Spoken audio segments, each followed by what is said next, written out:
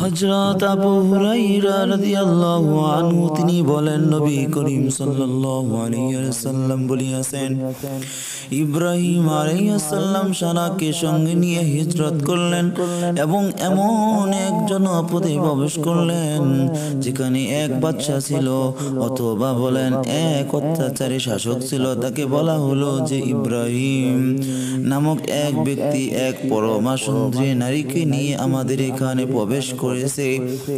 সে তখন তার নিকট লোক পাঠিয়ে জিজ্ঞেস করলো, হে ইব্রাহিম, তোমার সঙ্গে এই নারীকে? তিনি বলেন, আমার বোন। অতঃপর তিনি সারার নিকট ফিরে এসে বললেন, তুমি আমার কথা মিথ্যা মনে করো না, আমি তাদেরকে বলেছি যে তুমি আমার বোন।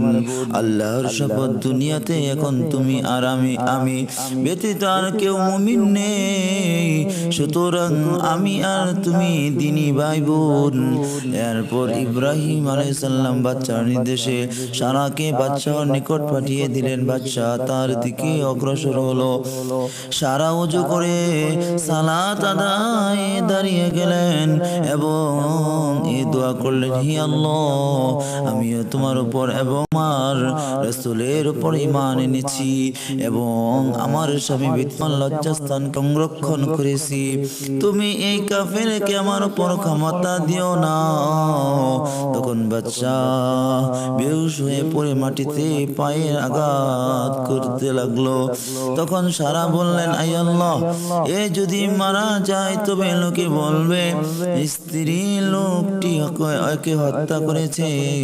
তখন সে সংজ্ঞা ফিরে গেল।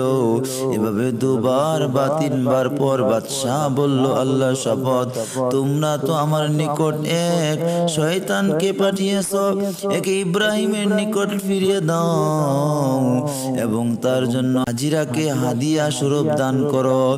তারা ইব্রাহিম আলাইহিস সালামের নিকট ফিরে এসে বললেন, আপনি জানেন কি, আল্লাহ তাআলা কাফেরকে লজ্জিত ও নিরাশ করেছেন এবং সে এক বাদী হাদিয়া হিসাবে দিয়েছেন।